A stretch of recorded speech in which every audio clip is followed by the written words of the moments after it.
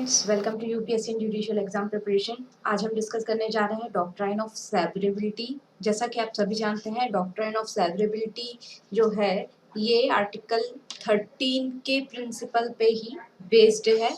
चलिए हम समझते हैं इस डॉक्ट्राइन को।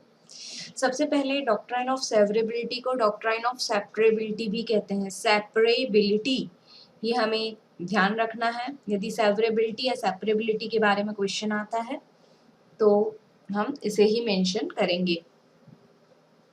अब डॉक्ट्रिन ऑफ सेवरेबिलिटी ये बोलता है कि कॉन्स्टिट्यूशन स्टार्ट होने के पहले वो सारे लॉज जो देश में लागू थे, यदि वो इनकंसिस्टेंट हैं फंडामेंटल राइट्स के प्रोविजन से, तो वो वॉइड हो जाएंगी उस इनकंसिस्टेंसी तक। हमें यहाँ पे ये ध्यान रखना है कि किसी एक्ट या किसी लॉ का यदि कोई पोर्शन पर्टिकुलर इनवैलिड है या फिर वो फंडामेंटल राइट्स से इनकंसिस्टेंट है, तो हम उस प्रोविजन को या फिर उस एक्ट के उस पार्ट को जो फंडामेंटल राइट से इनकंसिस्टेंट है, सिर्फ उसको ही इनवैलिड मानेंगे। पूरे का पूरा एक्ट जो है या पूरा का पूरा लॉ वॉइड नहीं माना जाएगा।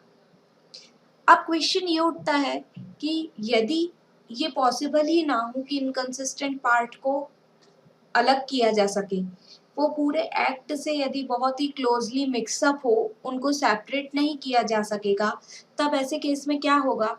तब ऐसे केस में पूरा का पूरा लॉ और एक्ट इनवैलिड मान लिया जाएगा। पर यदि हम इनवैलिड पोर्शन को वैलिड पोर्शन से सेपरेट कर सकते हैं, तो हम क्या करेंगे? जो इनकंसिस्टेंट पार्ट है उसको अलग कर देंगे और consistent part as it is लागू रहेगा। मतलब ये क्वेश्चन ऑफ फैक्ट रहेगा कि हम देखेंगे कि सेपरेबिलिटी होना पॉसिबल है या नहीं है। लॉ को पूरा पढ़ के उसका नेचर देख के कोर्ट ये डिसीजन लेगा। यदि सेपरेट होना पॉसिबल है तो सिर्फ इनकंसिस्टेंस पोर्शन को ही सेपरेट कर दिया जाएगा, उसको वॉइड डिक्लेयर कर दिया जाएगा, बट बाकी पूरा जो लॉ है वो एज इट इज लागू रहेगा। पर यदि सेपरेबिलिटी पॉसिबल नहीं है, वो इतने मिक्सअप हैं प्रोविजंस एक दूसरे से कि वैलिड को इनवैलिड से हम अलग नहीं कर सकते हैं, तब हमें क्या करना पड़ेगा? तब ही हमें पूरा का पूरा एक्ट या लॉ वॉइड डिक्लेयर करना पड़ेगा। इस डॉक्ट्राइन में जो इम्पोर्टेंट केस लॉ है यह है ए.के. गोपालन वर्सेस स्टेट ऑफ मद्रास का।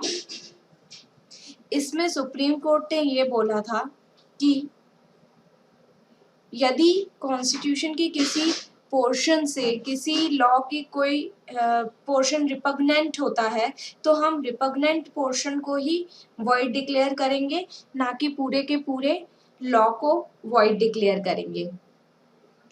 ए.के. गोपालन वर्सेस स्टेट ऑफ मद्रास में एक प्रिवेंटिव डिटेंशन एक्ट 1950 के सेक्शन 14 पर क्वेश्चन चल रहा था।